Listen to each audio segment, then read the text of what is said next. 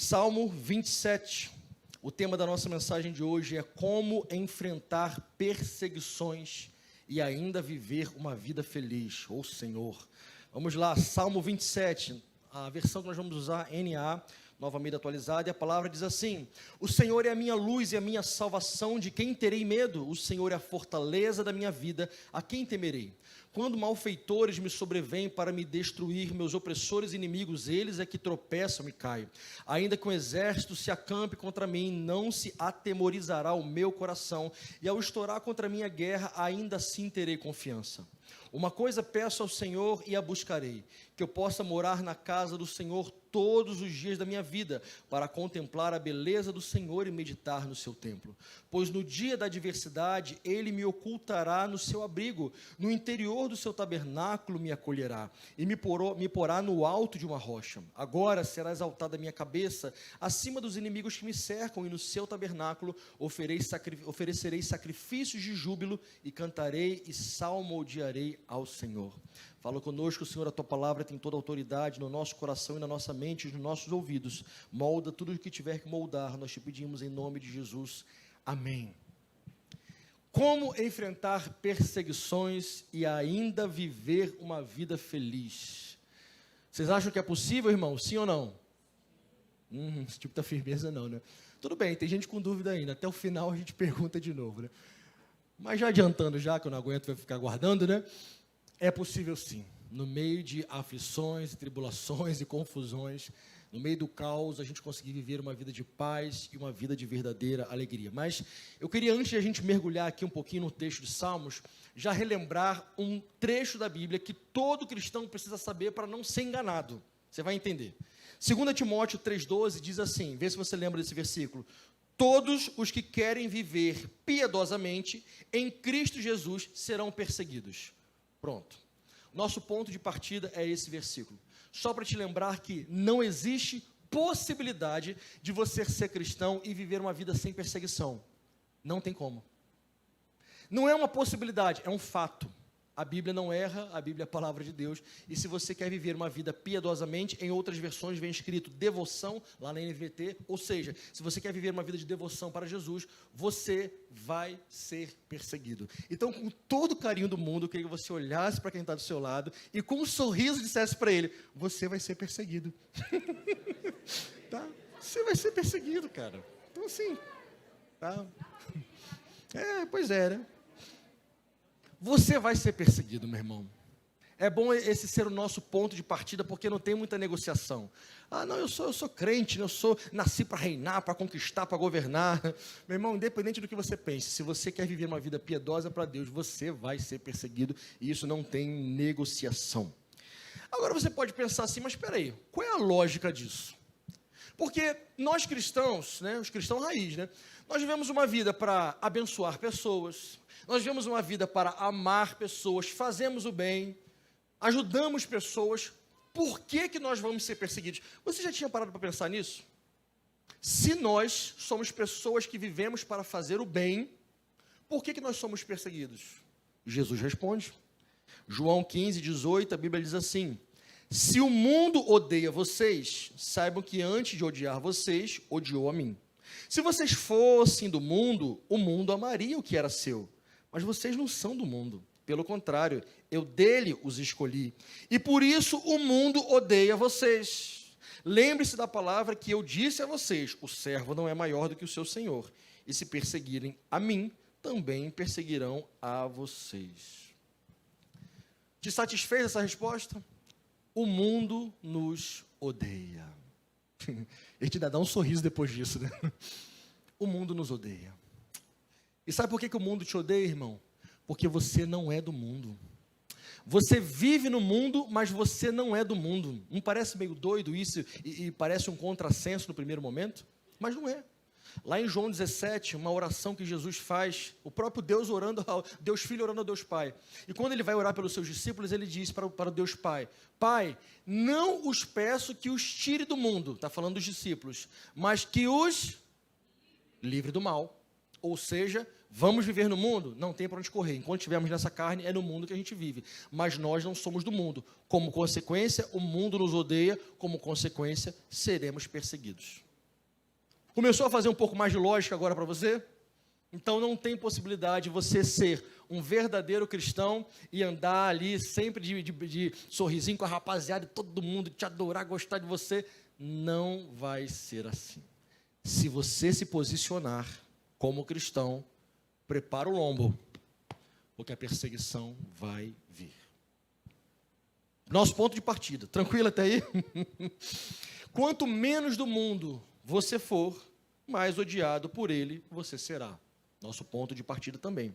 Agora, irmãos, o fato também é que cada pessoa reage de uma forma diferente quando é perseguida. Vamos fazer aqui um estudo de caso aqui rapidinho. Quantos aqui, tá, por sua fé, em algum grau, maior ou menor, já foram perseguidos? Levantam a mão. Se não é todo mundo, com todo carinho e temor a Deus, eu digo, reveja o seu cristianismo. Porque a palavra de Deus não mente. E se você quer viver uma vida piedosa, de consagração e devoção ao Senhor, prepara o lombo, que a perseguição em grau maior ou menor vai vir sobre a sua vida. E quando a perseguição vier, cada pessoa reage de uma forma. Mas eu tenho para mim, não estou afirmando agora cientificamente, mas pelos anos de caminhada na casa do Senhor e na igreja, e com o Senhor, que uma boa parte das pessoas, não faço ideia de qual porcentagem, reage da seguinte forma perante a perseguição. 2000 anos atrás, Jesus já falou disso. Mateus 5,10, Jesus falou assim, bem-aventurado os perseguidos, Marcos 4,16, e estes são os semeados em solo rochoso, os quais, ouvindo a palavra, logo a recebem com alegria, mas, por não ter raiz em si mesmo, sendo de pouca duração, quando chega a angústia ou a perseguição por causa da palavra, logo se escandalizam. Em outras versões, na NVI, usa a palavra abandonam, na NVT usa a palavra desanimam. São palavras sinônimas que querem dizer que muitas pessoas recebem a palavra com alegria, é o famoso ali cara que se converte, está, né, respirando Jesus, está feliz, só que não tem raiz, ou seja, é só o famoso fogo de palha. E quando a perseguição vem por causa da palavra, e ela vem, se escandaliza, desanima e abandona. Não faço ideia de qual é a porcentagem, nem quero saber, mas pelos nossos anos de caminhada com Deus, nós temos visto que uma boa parte das pessoas que se convertem, acaba acontecendo isso. Certa vez eu aprendi de um pastor que me discipulou, e ele me fez uma analogia que eu achei muito interessante, eu tenho aplicado na minha vida inteira. A vida cristã, irmãos, ela não é uma corrida de 100 metros. Explico. Na corrida de 100 metros, você tem um alvo bem pertinho de você.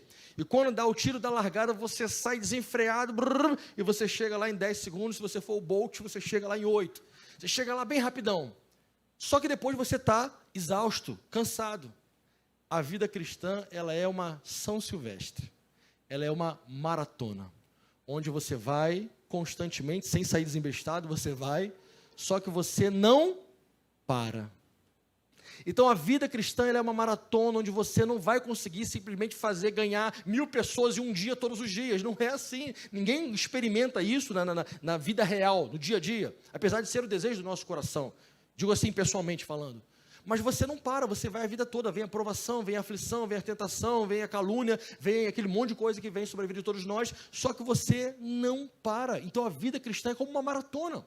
Você vai passar a vida inteira correndo. O apóstolo Paulo, inclusive, faz essa analogia também. Ele diz, eu prossigo para o alvo, com os olhos firmados no autor e consumador da fé, Cristo Jesus. É nele que eu vou com os olhos firmados, porque se em algum momento você tirar os olhos de Cristo e começar a olhar para os homens, você se decepciona, você desiste, você se frustra, você para da caminhada. É por isso, irmãos, que de vez em quando a gente encontra alguém na rua, digo a gente do modo geral, ô irmão, e aí cara, como é que você está? Quanto tempo? Não te vejo mais na igreja, como é que você está? Ah não, eu não vou mais para a igreja não. O que houve? Não, porque o irmão da igreja, o diácono da igreja, o pastor da igreja, o músico da igreja, a velhinha de oração da igreja, todo mundo da igreja é culpado, menos ele, porque tirou os olhos do autor e consumador da fé e começou a olhar para as pessoas, e óbvio que vai se decepcionar, porque nós somos seres humanos. Então tenho para mim que talvez, vamos tirar o talvez, é um fato mesmo também, que uma boa parte das pessoas por não ter raiz, por ser de pouca duração. Quando vem a perseguição, quando diz a parábola do semeador, se escandalizam, desanimam e desistem. E aí vem a pergunta, então, como é que deveria ser a nossa reação ao sermos perseguidos? Aí, para mim, vem a parte talvez mais difícil da mensagem de hoje. Mateus capítulo 5, versículo 10, Jesus ele diz como devemos reagir perante a perseguição. Aí a coisa começa a apertar um pouco mais. Mateus 5,10 diz, bem-aventurado, que significa mais que felizes, os perseguidos por causa da justiça, porque deles é o reino dos céus. Bem-aventurados vocês são quando, por minha causa, vos insultarem, vos perseguirem, e mentindo disserem todo mal contra vocês. Alegrem-se e exultem, porque é grande a sua recompensa nos céus, porque assim também perseguiram os profetas que vieram antes de vocês. Às vezes a gente fica pensando que Jesus simplifica demais as coisas, né? Como é que simplesmente exultem e alegrem-se? Jesus, será que o Senhor não sabe o que é ser perseguido? Sabe, muito mais do que todos nós. E foi esse mesmo Jesus que diz, exultem e alegrem-se. Agora, o fato, mais um, é que dentro de nós não existe um botão chamado modo alegria na perseguição. Aí você aperta esse botão e começa a viver um modo alegria na perseguição. Quem dera que tivesse, irmãos. O meu ia ficar o tempo todo, né? Mas não existe esse botão, modo alegria na perseguição. Então, isso é uma decisão. Só que, como é que faz isso na prática? Quem aí sente, irmãos, dentro aqui do nosso meio, muita facilidade em ficar sorridente e feliz e tranquilão durante a perseguição? Deixa eu ver, quem consegue? 1, 2, parou no 2? Puxa vida, né? É um desafio, irmãos, é um desafio. Pastor, se você está botando só dificuldade aí, como é que vai ser? Não, calma, isso foi introdução. Agora, vamos deixar a palavra do Senhor nos mostrar como é que a gente consegue, qual o tema? Enfrentar perseguições e ainda assim viver uma vida feliz. Pastor, você começou em Salmo, deu uma volta na calma. A gente começou no Salmo, porque quem escreveu esse Salmo foi Davi. Alguém muito especial para todos nós. E se tem alguém que também foi perseguido severamente, foi Davi. Talvez nenhum de nós, imagino eu, tenha sido tão perseguido quanto Davi foi. E não foi apenas em um momento da vida, foi em quase todos os momentos da vida, teve perseguição severa na vida de Davi. Só que ele aprendeu, ele descobriu o segredo de como enfrentar corretamente as perseguições e ainda assim conseguir viver uma vida feliz. Pastor, como é que você sabe que Davi era feliz? Olha os salmos que ele escreve. Os salmos, eles são uma radiografia, um raio-x do coração de Davi. E quando a gente começa a ler os salmos, a gente começa a enxergar que aquele homem que passou por coisas terríveis que a maioria de nós não passou e nunca vai passar, imagino, conseguiu viver uma vida feliz porque ele descobriu um segredo que hoje vai ser revelado para nós através da santa palavra de Deus. Ele descobriu o segredo de como enfrentar corretamente as adversidades, as perseguições, e ainda assim viver uma vida feliz no meio do caos. Eu queria que em poucos minutos a gente deixasse a palavra de Deus nos mostrar qual é esse segredo, o que a gente pode fazer para conseguir experimentar isso. Aqui no versículo 1 e 2, voltando agora para o Salmos 27, Davi já começa o Salmo dizendo, o Senhor é a minha luz, minha salvação, de quem terei medo? O Senhor é a fortaleza da minha vida, a quem temerei? E quando eu lia esse Salmo, eu comecei a lembrar dos momentos de perseguição na minha vida, vários, dos mais severos, dos mais amenos, e eu relembrei que nos momentos de perseguição mais severa, eu tive medo. Quem já passou por perseguição também já sentiu medo, e tem uma lógica nisso. Sabe qual é a lógica? Quem ataca está, digamos assim, mais motivado do que quem defende. Explico. Nenhum de nós acorda em sã consciência, digamos assim, de manhã, neurótico, com todas as defesas que a casa tem que ter, com o que você vai na rua. Não, você acorda ali e tal, talvez se você seja um pouco mais preocupado, você pensa nas coisas, você sai na rua, ninguém deixa de sair na rua com medo, por exemplo, de ser assaltado. Às vezes a gente vê no noticiário e fica um pouco assustado, mas ninguém deixa de sair de casa todos os dias, por exemplo, com o medo que acontece na rua. A gente vai e enfrenta. Afinal, estamos aqui, saímos de casa, viemos aqui. Então, a gente não vive uma vida na defensiva 100% em todos os momentos.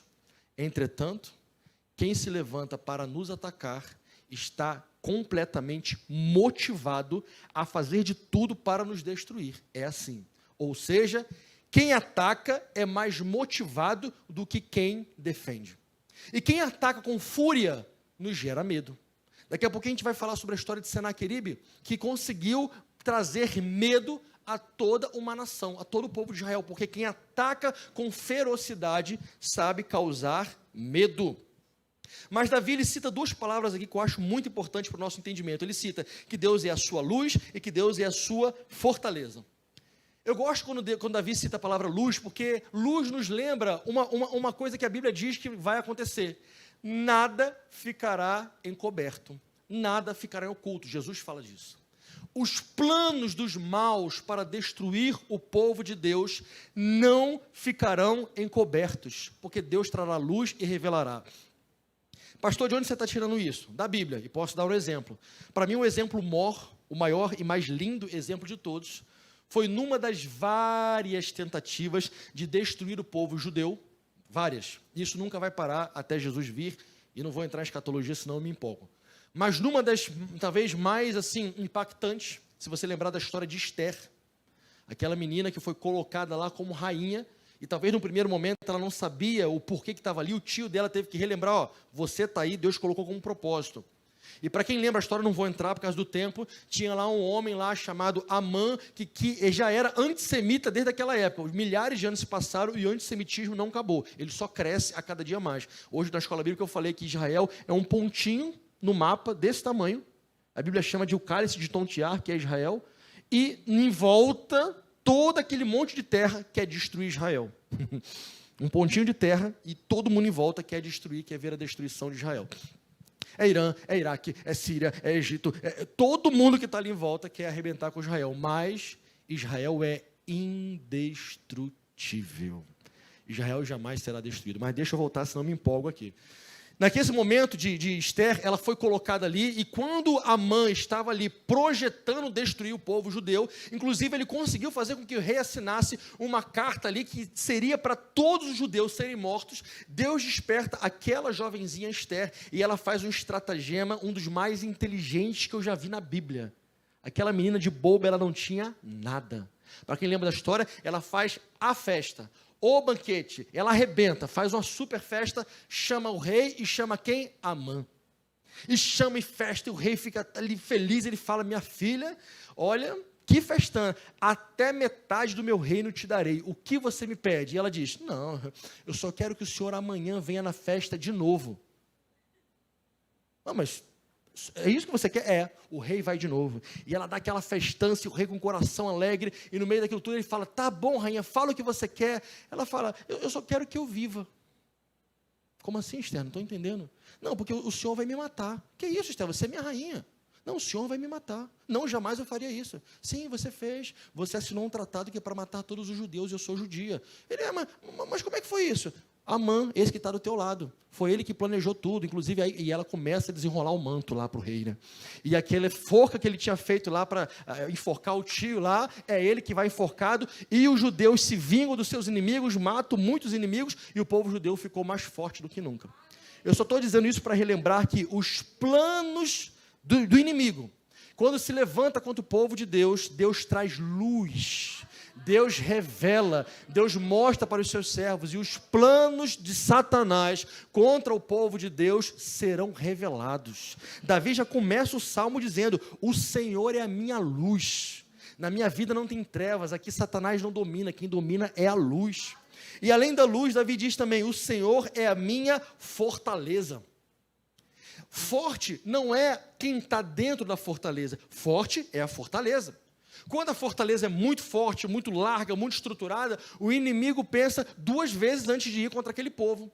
Ele não está pensando que o povo lá dentro é forte, ele está pensando também, primeiramente, como é que eu vou transpassar aquela fortaleza? E aí Davi diz, a fortaleza da minha vida é o Senhor. Eu não sou tão forte, eu sei me defender muito menos daqueles que me atacam, eles são mais fortes do que eu. Vários salmos de Davi, perdi a conta, que ele cita a mesma coisa, Senhor, os inimigos são mais fortes do que eu. Ele cita isso dezenas de vezes. Senhor, os inimigos são mais ágeis do que eu, os inimigos são mais espertos do que eu, os inimigos são mais fortes do que eu. Irmãos, nos nossos dias também é assim. Aqueles que se levantam para fazer o mal são como as serpentes. Por isso que a Bíblia diz para nós sermos simples como as... Gente, está na Bíblia de vocês. Simples como as pombas. E prudentes como as... Não é para ter coração de serpente, né? É para você ser prudente, é você ficar ali e entender, pedir discernimento espiritual, porque muitas vezes Satanás está ao nosso redor. De onde você tirou isso, pastor? Não foi o que Jesus falou para Pedro? Pedro, Satanás está, cirandando você, só querendo te peneirar como trigo. Mas eu orei ao Pai e vai te dar livramento. Mas vigia, Pedro. Os anos se passaram e Satanás continua fazendo a mesma coisa conosco, ao nosso redor, como um leão que ruge, procurando a quem possa tragar. Mas quando Deus é a nossa fortaleza, esse leão vai morrer de fome, de sede e não vai conseguir entrar. Ele vai ficar rodando e não vai entrar, porque Deus é a nossa fortaleza. Aqui no versículo 2, eu amo esse versículo e confesso que até comecei a rir lá em casa quando li esse versículo, porque eu lembrei da história de Senaqueribe, que eu não vou dizer que é uma história engraçada, mas é uma história que é mais ou menos semelhante quando o próprio Deus fala assim com Israel: Israel, zomba e ri do teu inimigo, porei um anzol no seu nariz e um freio na sua boca, e o farei voltar de onde veio, e contra ti nenhuma flecha atirará. E quando eu li esse versículo 2, eu lembrei dessa história e comecei a rir sozinho lá em casa, porque Satanás, ele se levanta, mas ele não aprende, né, pastor Marcelo? Ele se levanta e cai o tempo todo. A gente estava conversando sobre isso essa semana. Satanás não aprende. Ele levanta, tenta, cai, levanta, tenta, cai, levanta, tenta e cai, e não consegue derrubar e destruir o povo de Deus. Ele tentou isso desde ali quando Jesus morreu e ressuscitou, ele começou a matar cristão, cristão incendiado, cristão morto pelos leões, cristão morto para tudo que é lado, e o cristianismo só cresceu, igual massa de padeiro. Como é que é massa de pão? Quanto mais tu bate, mais cresce. Satanás não aprende. Esse versículo 2 me lembra essa história. Quando malfeitores me sobrevêm para me destruir, meus opressores e inimigos, eles é que tropeçam e caem. Se levantam para destruir o povo de Deus, mas na verdade, eles que tropeçam e caem. Para mim, essa é uma das histórias que mais acelera meu coração na Bíblia. É uma história pequena, curta. Eu vou ler, inclusive, só 2 versículos. Mas, se você quiser saber mais dessa história, vai depois lá em 2 Crônicas, capítulo 32, e lê com calma essa história. Eu vou ler aqui apenas 2 versículos. 2 Crônicas 32, 14, e depois eu pulo para o 21. De todos os deuses, isso aqui é Senaqueribe, o contexto histórico. Senaqueribe não estava conseguindo entrar na fortaleza de Israel. Aí, tá vendo? Fortaleza?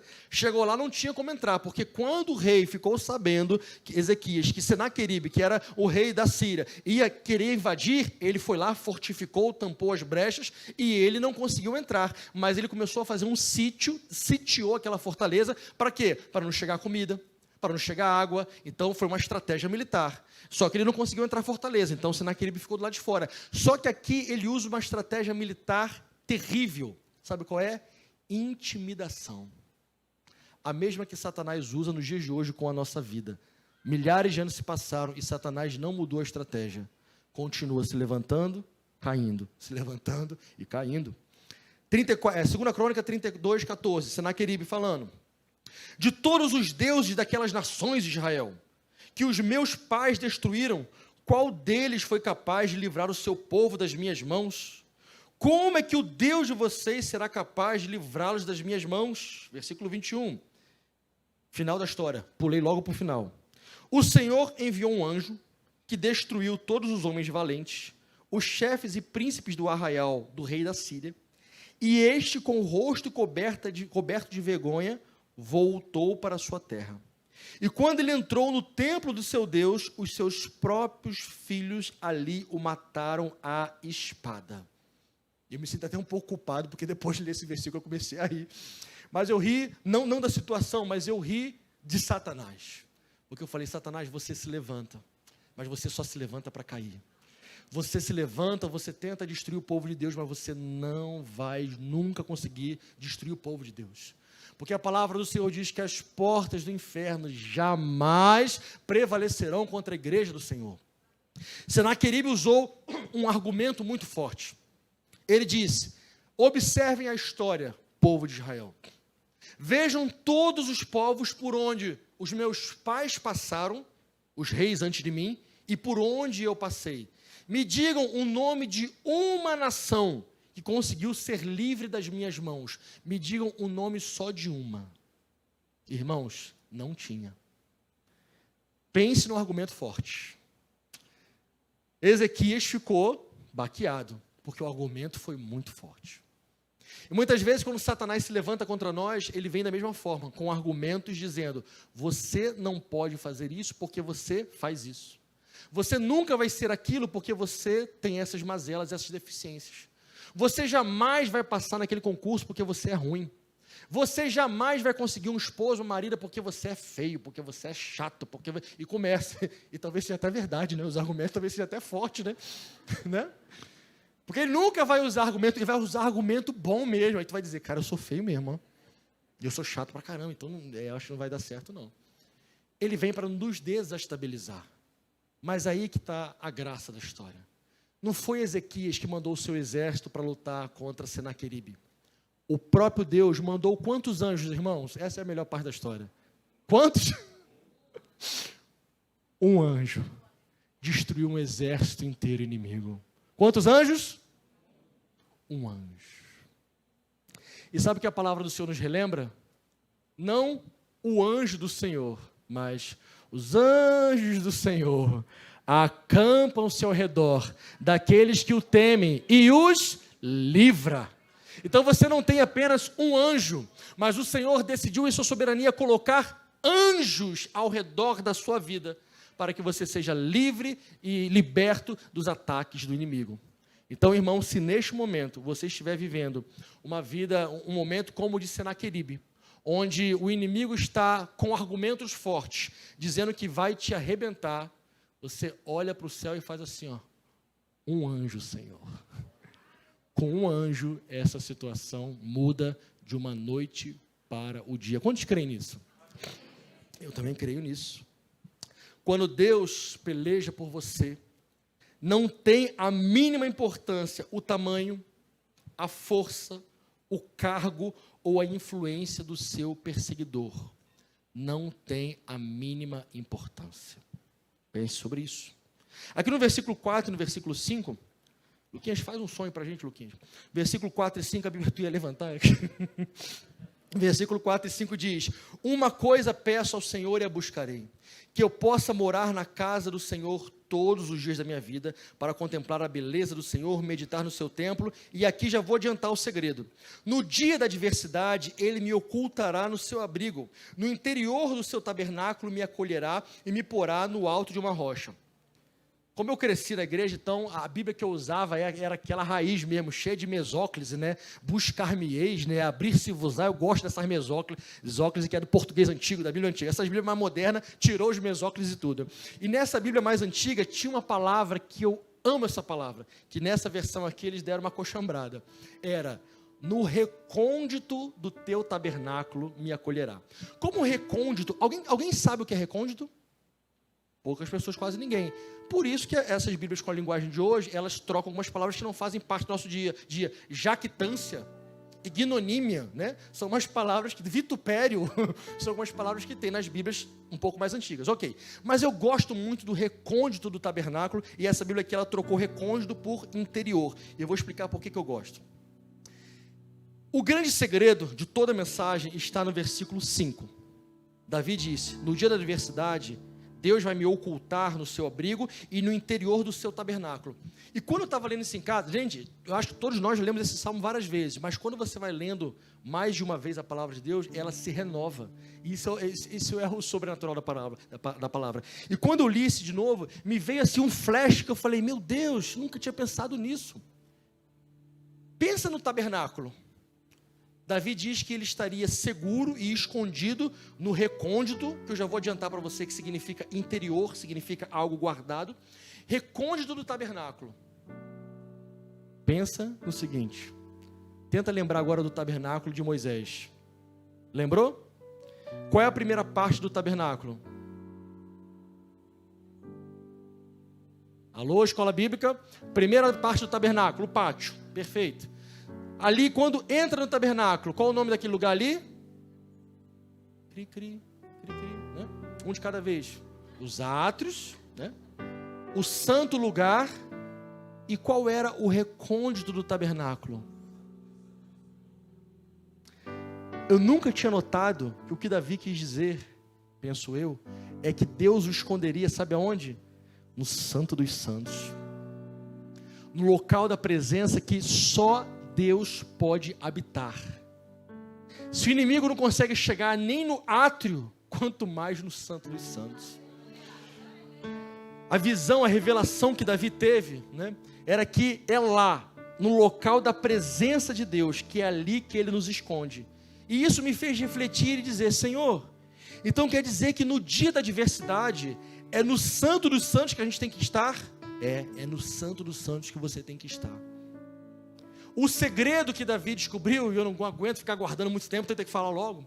O segredo que Davi descobriu é, no dia da aflição, você tem que estar, aqui no versículo 4 ele diz, na casa do Senhor, para contemplar a beleza, meditar no templo, e no dia da adversidade, estar no santo dos santos, no interior ali do local onde só tem você e Deus.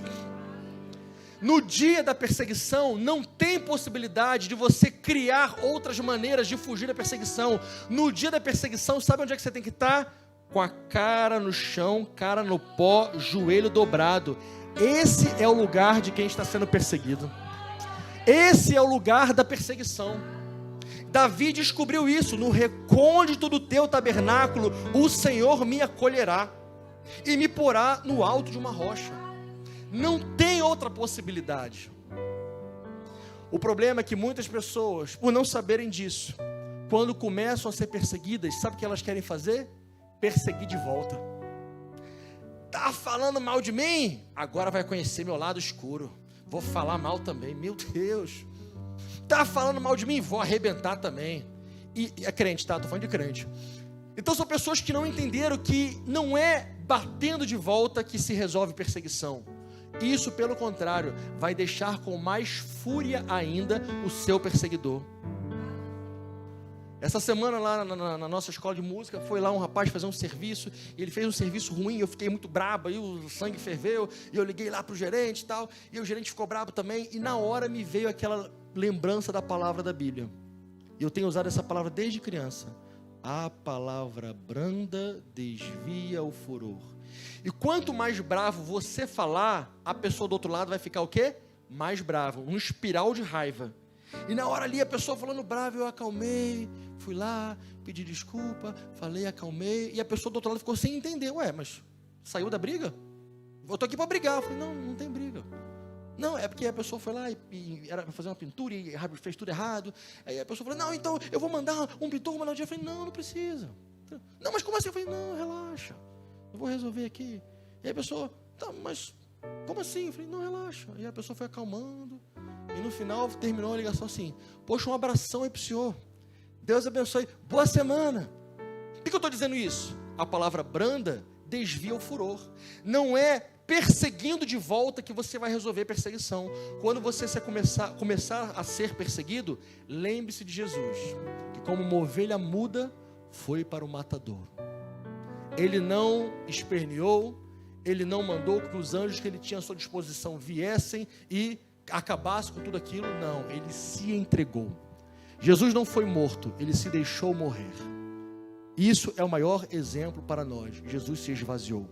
Quando você for perseguido, irmão, independente do grau, não revide com força. Não é assim que se enfrenta a perseguição. Repito, perseguição se enfrenta no recôndito do tabernáculo do Senhor, no Santo dos Santos, na presença de Deus. E essa história me lembrou uma outra tremenda. Gente, o que Davi escreve nos Salmos, a grande maioria das coisas, penso eu, eram frutos das suas experiências. E se teve um homem que teve experiências, foi Davi. Você consegue imaginar em que momento ele pode ter escrevido, por exemplo, Salmo 23? Quando ele já estava como rei? Ou quando ele estava indo como pastorzinho de ovelhas? Pastorzinho de ovelhas. E esse salmo aqui, eu não posso afirmar, obviamente, mas penso eu que quando ele diz, por exemplo, recôndito do teu tabernáculo, sabe o que me vem à mente? A experiência que ele passou, uma das experiências para mim mais profundas de Davi. Eu acho que eu vou ler um versículo aqui dela, só para você entender, para você lembrar desse trecho. 1 Samuel 24, olha essa experiência que Davi teve, vê se isso não pode ter lembrado ele do recôndito do tabernáculo, você vai entender. 1 Samuel 24.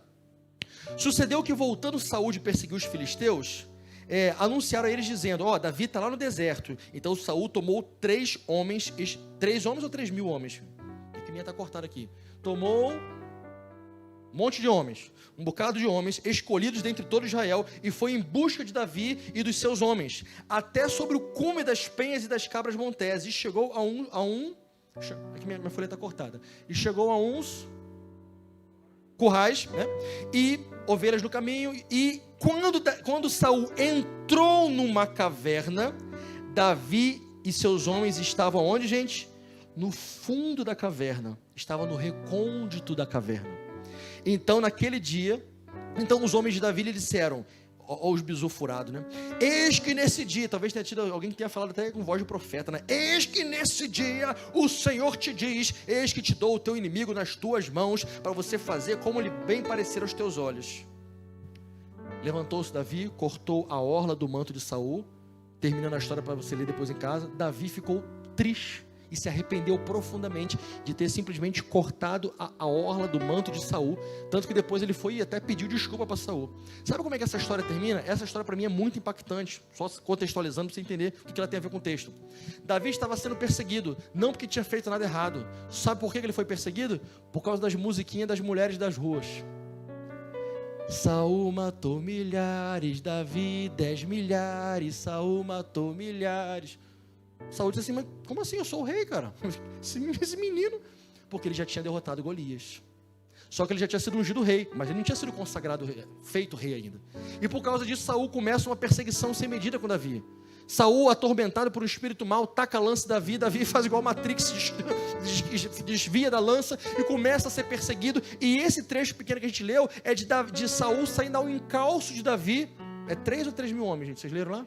3 mil homens para pegar Davi. Foi ao encalço, só que, vocês vão entender onde eu quero chegar. Quando Saúl entra numa caverna, ele não sabe, mas Davi já estava nessa caverna. Em que lugar da caverna? No recôndito da caverna. Lá no fundo da caverna. Recôndito da caverna é lugar de proteção. É lugar onde o inimigo não consegue enxergar. E quando Davi vê Saúl, talvez um monte de coisa tenha passado da sua cabeça. E sempre tem aquele ali que é filho do cão, que foi dar ainda o bizu para Davi. Davi, eis que te digo. Fez dedo de profeta, né? Eis que te digo, o Senhor está te entregando a tua mão, Saúl. Vai lá e arrebenta ele. Ainda falou em nome de Deus, miserável. Davi olha e diz, não. Eu não vou tocar no ungido do Senhor, jamais. Por ter ido até Saúl, que estava de costas, e ter cortado a orla do manto, para dizer para Saúl que eu poderia ter te matado e não matei, por ele ter cortado a orla do manto, ele se arrependeu profundamente e ficou muito triste. Você vê o nível do coração e do caráter que Davi tinha.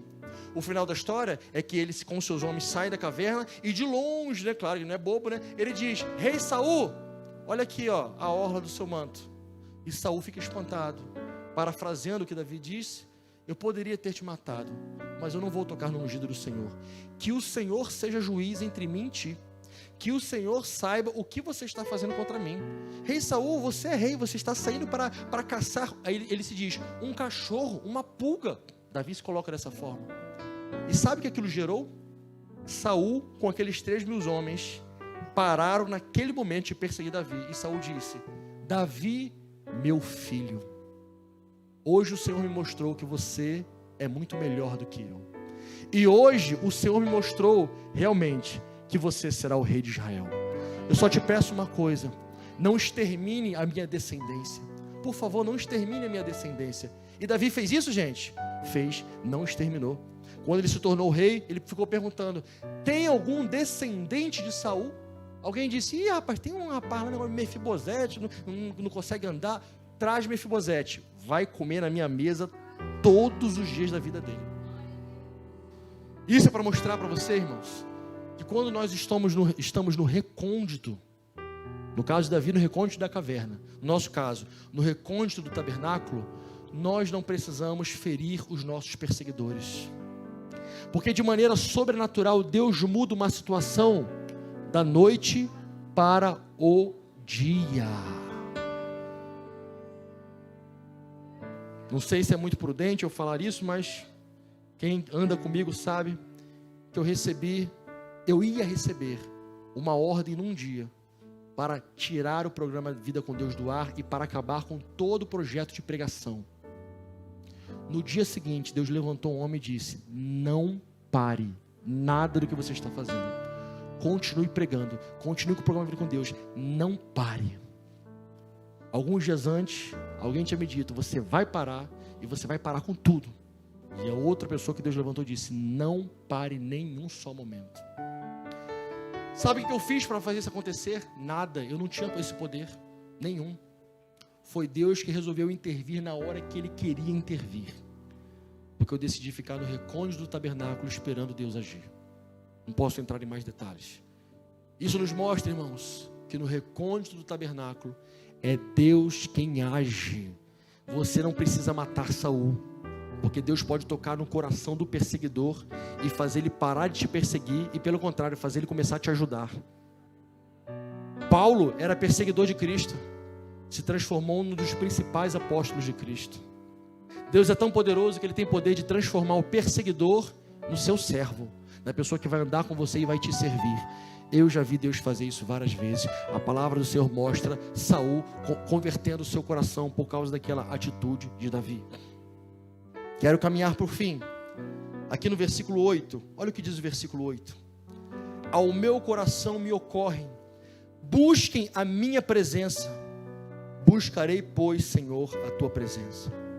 No meio do salmo, Davi resume o salmo todo da seguinte forma: ao meu coração, Deus está falando, busque a minha presença. Davi entendeu que no meio da perseguição, além de estar no recôndito do tabernáculo, além de estar no Santo dos Santos, perseguição se resolve buscando a presença de Deus. É para ser, irmãos, inversamente proporcional. Quanto mais perseguido você é, mais você busca. Quanto mais Satanás tenta te destruir, mais cara no chão, joelho no pó você vai ficar. E isso vai confundir a cabeça de Satanás, porque quando ele nos persegue, ele quer nos desestabilizar. Quando Satanás nos persegue, ele quer tirar o nosso chão, ele quer nos fazer nos desviar, mas o que ele não sabe, ou sabe e não apanha, não cansa de apanhar, é que quanto mais ele embate em nós, mais o Espírito Santo nos fortalece. Quanto mais ele tenta nos destruir, mais Deus nos põe de pé, e quanto mais ele se levanta, mais ele cai. Parece que ele esquece isso ao longo dos anos, porque Satanás se levanta para cair. Quantos creem nisso? E não é porque você é fortão, não, porque você não é. É por causa da fortaleza que está ao seu redor. O Senhor é a minha luz, o Senhor é a minha fortaleza, de quem eu terei medo. E o último versículo, versículo 14. Vamos ler juntos esse versículo 14? Coloca para a gente, Salmo 27, 14. Vamos ler juntos? Espere no Senhor, anime-se, fortifique-se o seu coração, espere, pois, no Senhor. Agora a gente vai ler de novo, mas lê para o nosso amigo que está perto da gente. Então a gente vai ler e olhar para ele ao mesmo tempo. Não sei como é que vai ser isso. Vamos lá. Espere no Senhor, anime-se, fortifique-se, fortifique o seu coração, espere, pois, no Senhor.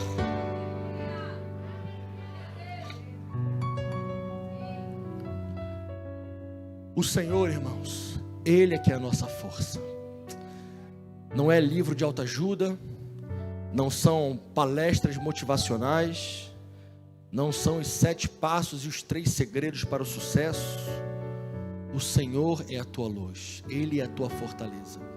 É Ele quem te mantém de pé, é Ele quem te protege de Satanás, é Ele que faz o inimigo virar amigo, é Ele que tem o poder de tocar no coração do perseguidor e fazê-lo um servo de Deus, é Ele que tem o poder de fazer aquela pessoa que quer te destruir, te ajudar a você se chegar mais perto de Deus. E o último versículo é o versículo 10, a Bíblia diz: mesmo que se meu pai ou a minha mãe me abandonarem, o Senhor me acolherá. Não há perseguição que dura para sempre. Não há perseguidor que resista ao poder e à proteção do Deus Todo-Poderoso. Quantos creem nisso? Vamos colocar de pé, no estado de louvor. Se nesse momento você está passando por perseguição, eu quero dizer para você: não desista. Não esmoreça as suas mãos. Não esmoreça os seus pés. O Senhor é a sua fortaleza. O Senhor é a sua luz. O Senhor é o poder da sua vida.